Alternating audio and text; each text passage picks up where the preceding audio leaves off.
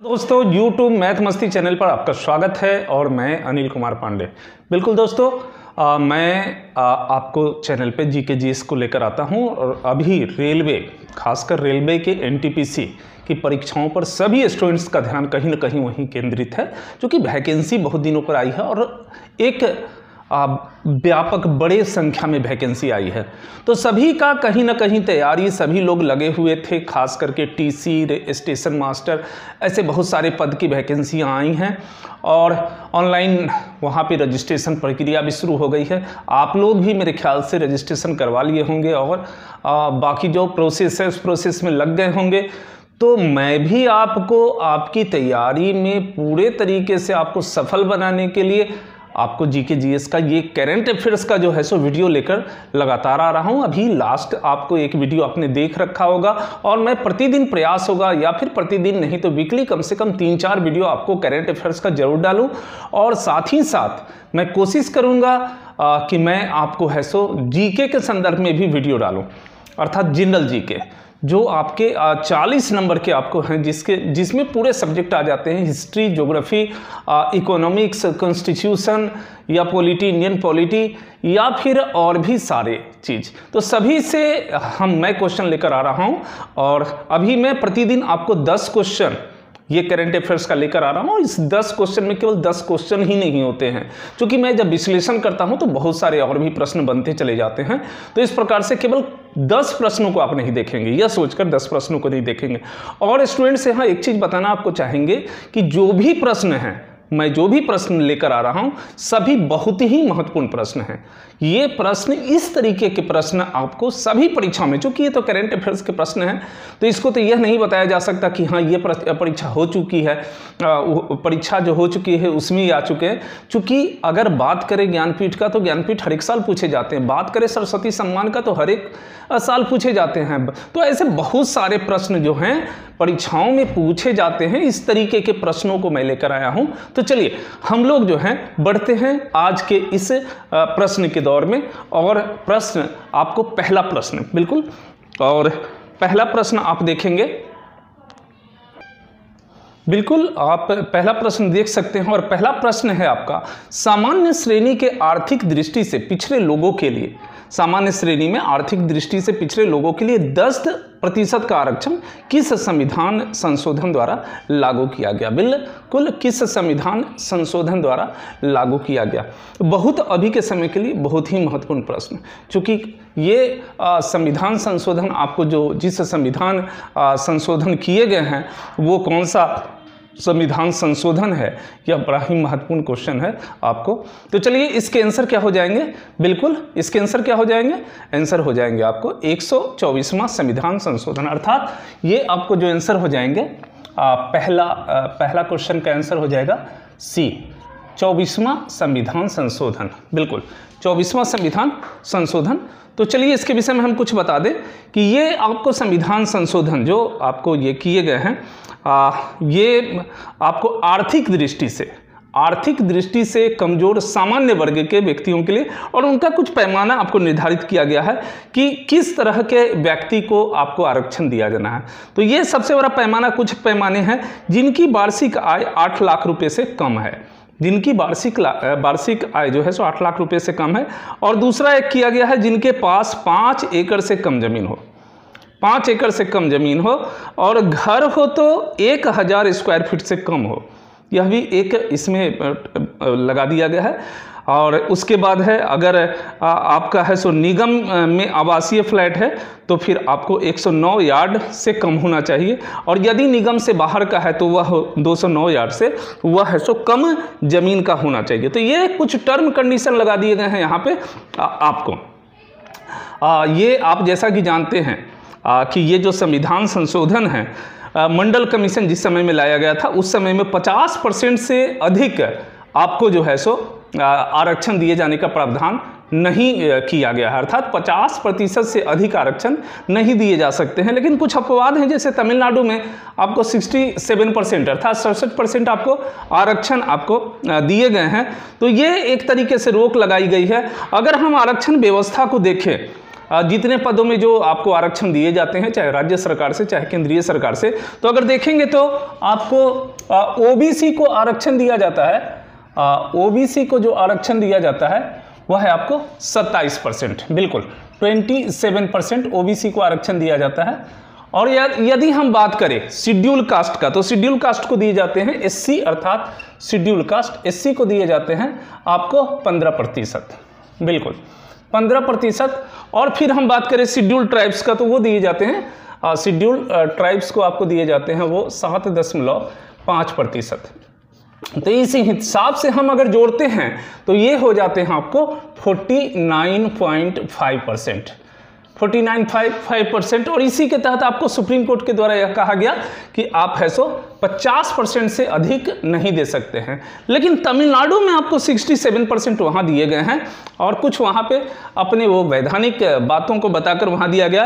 लेकिन अब आप समझ सकते हैं कि यहाँ पर 10% आरक्षण दिए जाने के बाद अब यह क्या हो जाएगा, अब जो है सो यहाँ पर हो जाएंगे 59.5% आपको हो जाएंगे।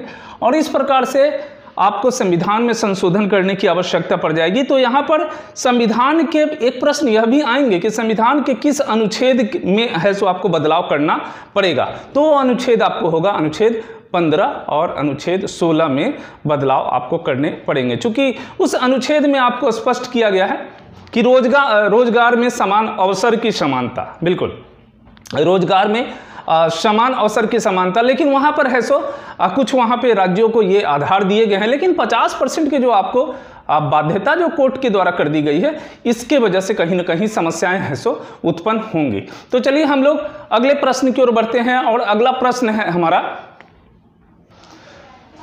बिल्कुल अगला प्रश्न भी इसी से जुड़ा हुआ है, और आप देख सकते हैं अगला प्रश्न भी है, आर्थिक दृष्टि से पिछड़े लोगों के लिए 10% आरक्षण लागू करने वाला पहला राज्य कौन सा बना। बिल्कुल सबसे पहले ये आपको जो है सो आरक्षण जो 10% अभी दिए गए आपको जनवरी महीने में, तो सबसे पहले इस आरक्षण को कौन सा राज्य लागू किया।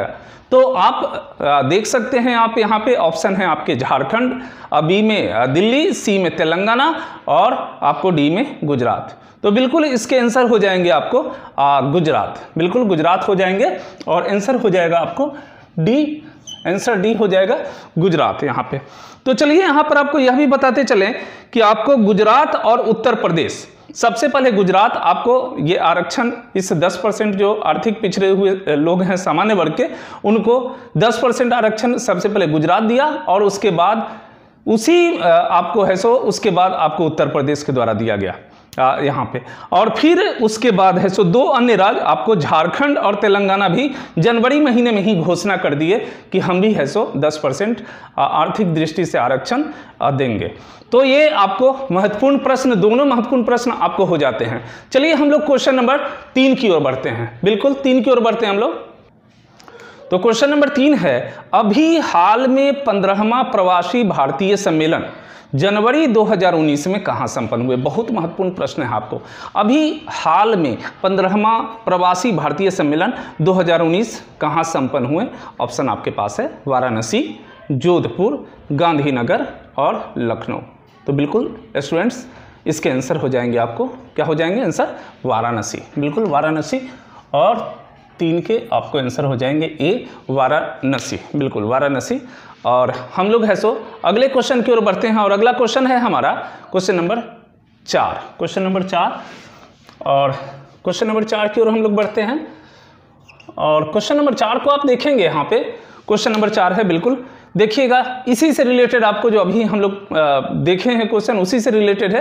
अर्थात आपको है सो प्रवासी भारतीय सम्मेलन, 15वें प्रवासी भारतीय सम्मेलन के मुख्य अतिथि कौन थे। 15वें प्रवासी भारतीय सम्मेलन के मुख्य अतिथि कौन थे। और ऑप्शन है आपको प्रविद्ध जगन्नाथ, अनिरुद्ध जगन्नाथ, नवीन चंद्र राम गुलाम और डॉक्टर एंटोनियो कोस्टा। बिल्कुल डॉक्टर एंटोनियो कोस्टा। और इसके आंसर हो जाएंगे आपको बिल्कुल प्रविद्ध जगन्नाथ। तो आपको प्रविद्ध जगन्नाथ 4 के ए हो जाएंगे। और चलिए अब हम लोग है सो थोड़ा प्रविद्ध जगन्नाथ के विषय में जानते हैं। तो ये प्रविद्ध जगन्नाथ जो हैं वो है सो मॉरिशस के प्रधानमंत्री हैं।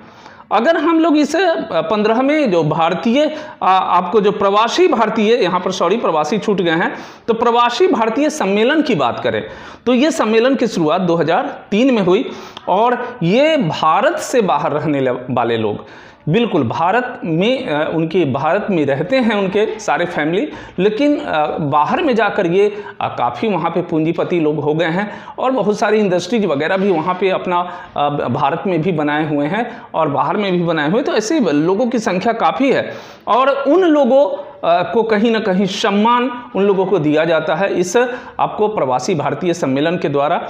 और आखिर एक चीज़ और यहाँ पे कहने की बात है कि आखिर प्रवासी भारतीय जो है सो सम्मेलन 9 जनवरी को ही क्यों मनाया जाता है। तो दोस्तों यहाँ बहुत महत्वपूर्ण ये प्रश्न बनते हैं कि 9 जनवरी को ही क्यों मनाया जाता है। आप जानते हैं प्रवासी भारतीय सम्मेलन आपको 9 जनवरी को मनाया जाता है। प्रवासी भारतीय दिवस ये आपको 9 जनवरी को मनाया जाता है।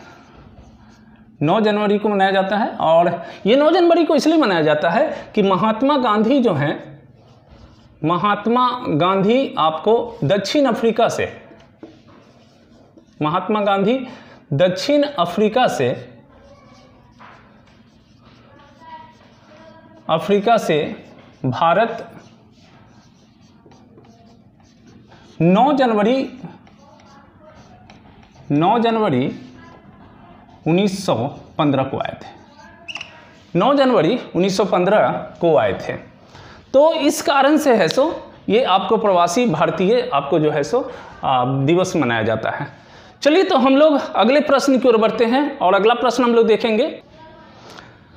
बिल्कुल अगला प्रश्न देखिएगा। अगला प्रश्न है 70वें गणतंत्र दिवस के मुख्य अतिथि निम्नलिखित में से कौन थे। बिल्कुल गणतंत्र दिवस, जैसा कि हमारे भारत की परंपरा है 26 जनवरी को गणतंत्र दिवस मनाया जाता है, तो उस दिवस पर किसी भी महत्वपूर्ण देशों के वहाँ के मुख्य जो वहाँ के व्यक्ति होते हैं अर्थात प्रधानमंत्री, राष्ट्रपति या फिर वहाँ के शासनाध्यक्ष जो भी होते हैं उनको मुख्य अतिथि के तौर पर हमारे भारत में बुलाया जाता है। तो क्वेश्चन आपके सामने है 70वें गणतंत्र दिवस समारोह के मुख्य अतिथि निम्नलिखित में से कौन है। और आपके पास ऑप्शन है, ए है एर्ना सोलबर्ग जो कि प्रधानमंत्री नॉर्वे के हैं, बी है साइरिस रामफोसा जो कि राष्ट्रपति दक्षिण अफ्रीका के हैं, और फिर सी है रासमुसेन आपको प्रधानमंत्री डेनमार्क के हैं, और डी है डोनाल्ड ट्रंप। बिल्कुल जानते हैं डोनाल्ड ट्रंप को, राष्ट्रपति अमेरिका के राष्ट्रपति। तो ये हमारे गणतंत्र दिवस के मुख्य अतिथि इनमें से कौन है, तो बिल्कुल आप जानते हैं और इसके आंसर हो जाएंगे बिल्कुल साइरी रामफोसा। बिल्कुल दक्षिण अफ्रीका के राष्ट्रपति साइरिल रामफोसा हो जाएंगे यहाँ पे। तो चलिए हम लोग अगले प्रश्न की ओर बढ़ते हैं और अगला प्रश्न है, बड़ा महत्वपूर्ण प्रश्न है ये। सुरक्षा परिषद में 5 नए अस्थायी सदस्य जिनका कार्यकाल 2 वर्षों के लिए 1 जनवरी 2019 को प्रारंभ हुआ, निम्न में से कौन है। बिल्कुल 2019 से प्रारंभ हुआ, आप जैसा कि जानते हैं। चलिए उससे पहले हम लोग है सो देख लेते हैं कि यहाँ जो है सो कौन से अस्थायी सदस्य बने। 5 तो बनते हैं, आपको प्रत्येक साल 5 अस्थायी सदस्य बनते हैं और उसमें से आपको है सो ये इसमें कौन नहीं हैं जो इस वर्ष आपको बने हैं और जिनका कार्यकाल जनवरी 2019 से शुरू हुआ। तो ऑप्शन है ए में दक्षिण अफ्रीका, बी में जापान, सी में जर्मनी और डी में इंडोनेशिया। तो बिल्कुल इसके आंसर हो जाएंगे आपको जापान, अर्थात बी जापान, 6 का बी जापान इसके आंसर हो जाएंगे बिल्कुल। तो हम लोग चलिए थोड़े से सुरक्षा परिषद के विषय में चर्चा कर लें। यहाँ पे स्टूडेंट्स चूंकि बड़े हैं, महत्वपूर्ण है, यूएनओ का एक महत्वपूर्ण पार्ट आपको, महत्वपूर्ण अंग आपको सुरक्षा परिषद है और सुरक्षा परिषद को वीटो पावर मिला हुआ है। आप जैसा कि जानते होंगे कि सुरक्षा परिषद में 15 सदस्य देश होते हैं जिसमें 5 अस्थायी आपको 5 अस्थायी सदस्य होते हैं, 5 अस्थायी सदस्य होते हैं और आपको 10 होते हैं अस्थायी। अस्थायी आपको कम से कम 5 अस्थायी सदस्यों को और नवीनतम 5 जो है सो अस्थायी सदस्यों को जरूर से याद कर लेना चाहिए, क्योंकि परीक्षाओं में बार बार पूछे जाते हैं। और सबसे पहले इन 5 अस्थायी सदस्यों को आप जरूर से याद कर लें। और 1 नंबर में आप अमेरिका, 2 नंबर में आप ब्रिटेन, 3 नंबर में फ्रांस, और 4 नंबर में आपको रूस, और 5 नंबर में चीन। इसको जरूर से आप दिमाग में, चूंकि इन 5 को आपको वीटो का अधिकार प्राप्त है, आपको इन 5 को वीटो का अधिकार। अभी वीटो क्या होता है, तो वीटो अधिकार के तहत आप यह कह सकते हैं कि यूएनओ में जो भी किसी भी वो आपको सदस्य देश, अभी जैसा कि जानते हैं कि यूएनओ में सदस्य देशों की संख्या 193 है, तो जितने भी सदस्य देश हैं उनको किसी भी तरह की आपको सीमा के संदर्भ में, आतंकवादियों के संदर्भ में किसी तरह की कोई परेशानी है और वह आपको यूएनओ में अगर अपनी बातों को रखता है, तो वहाँ पर इन 5 का समर्थन होना सबसे पहले जरूरी है। इन 5 के समर्थन के पश्चात ही कोई भी प्रस्ताव आगे बढ़ेगा। तो ये बड़े ही महत्वपूर्ण इसको अधिकार प्राप्त हैं। और एक तरीके से कहिए कि यूएनओ का, अगर इसको कहिएगा तो एक तरीके से सेंटर आप इसको कह सकते हैं यहाँ से, क्योंकि इन लोगों की बातें ही वहाँ पर चलती है। और उसके बाद 5 अस्थायी सदस्य हैं। तो जैसा कि आप देखते हैं अस्थायी सदस्य, यहाँ पे हम 5 अस्थायी सदस्यों को भी देख लें जो अभी वर्तमान में आपको बने हैं, क्योंकि हमें उसको भी याद कर लेना चाहिए, क्योंकि उनकी सेवा जो है, सेवा काल आपको 2 वर्षों की होती है, तो अभी करंट हैं, इसलिए आपको इसको याद कर लेना होगा। अस्थायी सदस्य नवीनतम 5 है ना, ऐसे तो होते हैं आपको 10, तो जिनका कार्यकाल समाप्त होने वाला है 2019 में आपको, और इनका चलेगा 2020 तक कार्यकाल। तो ये आपको हो जाएंगे अस्थायी सदस्य में। 1 नंबर में आपको बेल्जियम, बेल्जियम। 2 नंबर में आपको जो है सो, जो आपके क्वेश्चन में भी लिखा हुआ था आपको, दक्षिण अफ्रीका।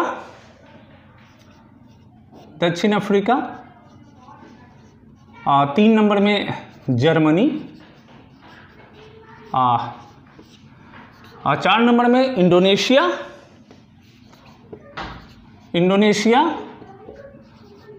और 5 नंबर में डोमिनिकन गणराज्य। बिल्कुल 5 नंबर में जो है सो आपको डोमिनिकन गणराज्य।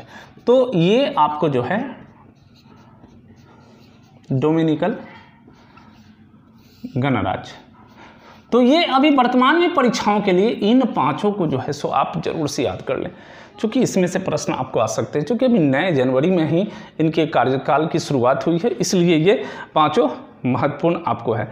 थोड़े से यहाँ पर एक और चीज़ आप बताते चले कि सुरक्षा परिषद में भारत अभी तक 7 बार अस्थायी आपको सदस्य बन चुका है भारत। तो ये भी प्रश्न में आ सकते हैं कितनी बार अब तक भारत है सो अस्थायी सदस्य बन चुका है, तो 7 बार। और सबसे अधिक बार अगर कहें तो जापान 11 बार आपको है सो इसके आपको है सो वो जापान अस्थायी सदस्य रह चुके हैं। तो चलिए हम लोग अगले प्रश्न की ओर बढ़ते हैं, और अगला प्रश्न है हमारा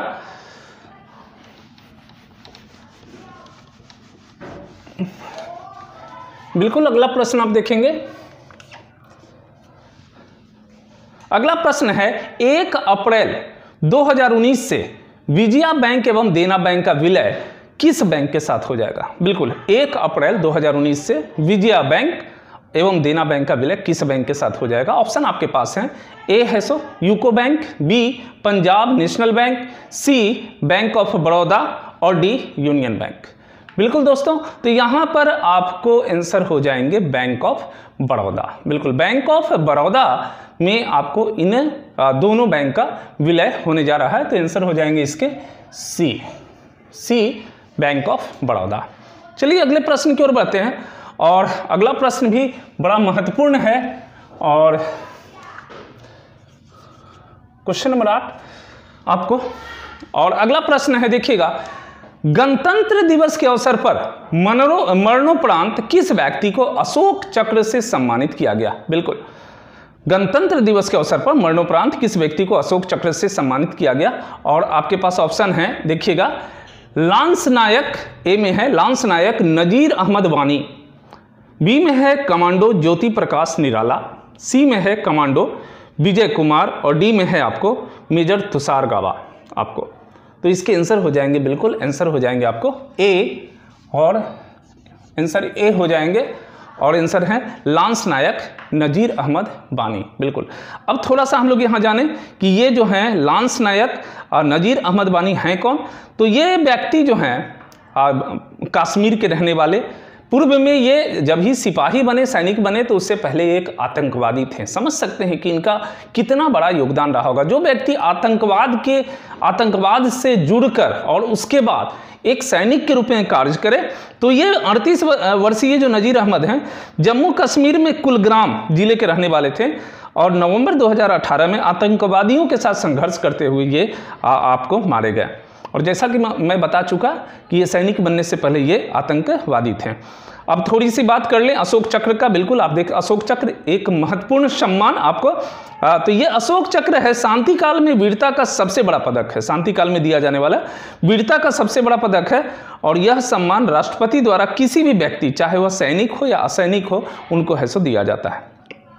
इसकी बात करें तो पुरस्कार की स्थापना 1952 में की गई थी और इस पुरस्कार में जो राशि दी जाती है वो मासिक राशि दिया जाता है, 1400 आपको रुपया मासिक राशि दी जाती है। तो बड़े ही महत्वपूर्ण प्रश्न आपको यह भी है, आपको 8वां अशोक चक्र किसे दिया गया। तो चलिए हम लोग है सो अगले प्रश्न की ओर बढ़ते हैं, क्वेश्चन नंबर 9 में बढ़ते हैं। तो चलिए क्वेश्चन नंबर 9, जैसा कि आप देख रहे होंगे, आपको बोर्ड पे दिख रहे हैं क्वेश्चन। के बिरला फाउंडेशन द्वारा वर्ष 2017 का सरस्वती सम्मान, जिसे जनवरी 2019 में प्रदान किया गया। बिल्कुल, ये वर्ष 2017 का है और इसे है सो आपको जनवरी 2019 में प्रदान किया गया। ऑप्शन आपके सामने में है सितांदु यशचंद्र, अमिताभ घोष, संजीव चट्टोपाध्याय और डी में है कृष्णा शोभती। तो बिल्कुल यहाँ पे स्टूडेंट्स आपको आंसर हो जाएंगे ए सितांशु यशचंद, आंसर हो जाएंगे ए सितांशु यशचंद, इसके आंसर हो जाएंगे। और चलिए थोड़ा सा सितांशु यशचंद जी को जान लिया जाए। तो ये गुजराती साहित्यकार हैं सितांशु यशचंद और इन्हें यह पुरस्कार इनके काव्य संग्रह वखाट के लिए दिया गया है। तो ये किताबों के विषय में उनके काव्य संग्रह को भी पूछा जा सकता है कि कब दिया गया है या किसके लिए दिया गया है आपको। तो और दूसरा यह भी चीज़ है कि किस भाषा के लिए, तो गुजराती के साहित्यकार है तो गुजराती भाषा के लिए इनको दिया गया है।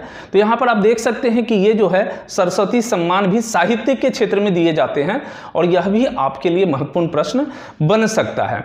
अब ये के बिरला फाउंडेशन के द्वारा आपको यह पुरस्कार दिया जाता है और इसमें राशि कितनी जाती है, तो कभी कभी अभी प्रश्न में पूछे जाते हैं। तो राशि जो है 15 लाख रुपए दिए जाते हैं। एक और महत्वपूर्ण प्रश्न बनता है आपको कि ये सरस्वती सम्मान की शुरुआत किस वर्ष की गई, तो 1991 में, बिल्कुल 1991 में सरस्वती सम्मान की शुरुआत की गई। और पहले व्यक्ति कौन थे, तो पहले व्यक्ति थे आपको हरिवंश राय बच्चन। बिल्कुल, आप बखूबी उनको जानते होंगे। तो हरिवंश राय बच्चन वह पहले व्यक्ति थे जिन्हें है सो यह पुरस्कार से सम्मानित किया गया था, सरस्वती सम्मान से। बिल्कुल, तो अब चलते हैं हम लोग 10वां क्वेश्चन और 10वें क्वेश्चन की ओर बढ़ते हैं। लेकिन स्टूडेंट्स यहाँ पे थोड़ा सा आपको हम रोकना चाहेंगे 10वें क्वेश्चन से पहले। बिल्कुल, जैसा कि आप हमें देख रहे होंगे, मैं ब्लैक टी शर्ट में हूँ, हमारे ये टी शर्ट पे कुछ लिखे हुए हैं बिल्कुल अनअकैडमी। तो मैं अनअकैडमी का वेरीफाइड एजुकेटर हूं और मैं अभी लाइव क्लास के लिए वहां पे आपको अनअकैडमी में आ रहा हूं, जो प्लस कोर्स के नाम से जाने जाते हैं।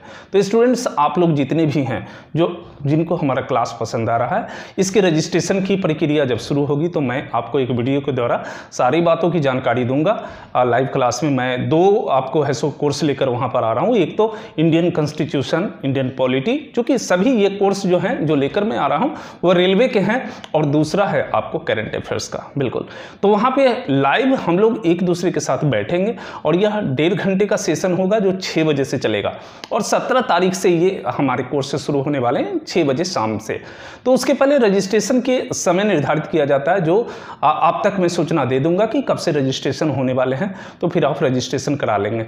और इसके अलावा मैं बहुत सारे आप लोगों के रेलवे के लिए लेसन्स भी आपके अनअकैडमी में डाल रखा हूँ वहाँ पर। तो सबसे पहले आप जाएं वहाँ पे और उसको सारे मेरे उस कोर्स को देखें जो रेलवे के लिए मैंने आपके लिए बनाया, क्योंकि रेलवे वालों के लिए स्पेशल मैं बात कर रहा हूँ। ऐसे वहाँ पे एसएससी के सीजीएल के लिए भी मैंने कोर्स बनाए हैं, तो रेलवे वालों के लिए बात कर रहा हूँ कि वहाँ पर रेलवे में करंट अफेयर्स को मैंने डाल रखा है, वहाँ पर कॉन्स्टिट्यूशन को डाल रखा है, वहाँ पर मैं ज्योग्राफी को डाल चुका हूँ, वहाँ पर मैं मॉडर्न हिस्ट्री को डाल चुका हूँ, वहाँ पे करंट अफेयर्स से जुड़े हुए बहुत सारे। तो इस प्रकार से बहुत सारे लेसन जो आपके लिए वहाँ पे बहुत उपयोगी होंगे और बहुत सारे लोग उसको फॉलो कर रहे हैं, तो आप वहाँ जाएं, उसको फॉलो करें, ठीक है। बहुत आपको वहाँ पे उसका फ़ायदा मिलेगा। तो चलिए हम लोग आगे बढ़ते हैं और लास्ट क्वेश्चन को हम लोग देखते हैं। और लास्ट क्वेश्चन है, आपको देखिएगा, क्वेश्चन नंबर आपको 10, क्वेश्चन नंबर 10 देखिएगा। और क्वेश्चन नंबर 10 है आपको, जैसा दिख रहा है आपको बोर्ड में, आईसीसी महिला क्रिकेट पुरस्कार 2018 दोहरा सर्वश्रेष्ठ महिला पुरस्कार क्रिकेटर का पुरस्कार किसे दिया गया? सर्वश्रेष्ठ महिला क्रिकेटर का पुरस्कार किसके दिया गया? तो आपके पास ऑप्शन है, अलीसा हेली ऑस्ट्रेलिया की हैं, स्मृति मंधाना भारत की, मिताली राज भारत की हैं, और हरमनप्रीत कौर। तो बिल्कुल यहाँ पे आंसर स्पष्ट है कि स्मृति मंधाना को दिया गया है, आपको अभी स्मृति मंधाना को दिया गया है। और स्मृति मंधाना को आपको अर्जुन पुरस्कार से भी सम्मानित किया जा चुका है। तो चलिए आपको स्टूडेंट्स, आपको ये हमारा सेकंड वीडियो करेंट अफेयर्स का यह सेकंड वीडियो आपको कैसा लगा, आप अपने कमेंट्स जरूर देंगे, क्योंकि आपके कमेंट से ही कहीं ना कहीं एक मनोबल बढ़ता है। और दूसरा चीज़, अनअकैडमी के लिए मैं नीचे डिस्क्रिप्शन में, आप जानते हैं कि आपके डिस्क्रिप्शन, आपको लेफ्ट साइड में एक इस तरीके के आपको सिंबल मिलेंगे, उसको जैसे ही क्लिक करिएगा तो नीचे यहाँ पर डिस्क्रिप्शन आपको दिखेंगे, और डिस्क्रिप्शन में जाके हमारे आप है सो फॉलो कर सकते हैं वहाँ से अनअकैडमी को, उसको क्लिक करेंगे तो वहाँ पे अगर आपको, जो लोग नए लोग हैं, अगर आज पहली बार चैनल से जुड़ रहे हैं, तो फिर यदि हमारा यह आपको है सो चैनल पसंद आ रहा है तो आप सबसे पहले उसको सब्सक्राइब करेंगे और बेल की घंटी को जरूर दबा देंगे। दोस्तों यहाँ पर एक चीज़ और हम अनअकैडमी के विषय में कहना भूल गए हैं कि अनअकैडमी आप ओपन करते हैं जाके, वो चूँकि प्ले स्टोर में मिलता है, तो फॉलो बटन को जरूर से दबा देंगे, क्योंकि जब भी मैं वहाँ पर आपको लेसन डालूंगा तो फिर आपको मैसेज आप तक पहुँच जाएंगे। तो इसी के साथ आज का यह वीडियो यहीं समाप्त करता हूँ। थैंक यू, धन्यवाद।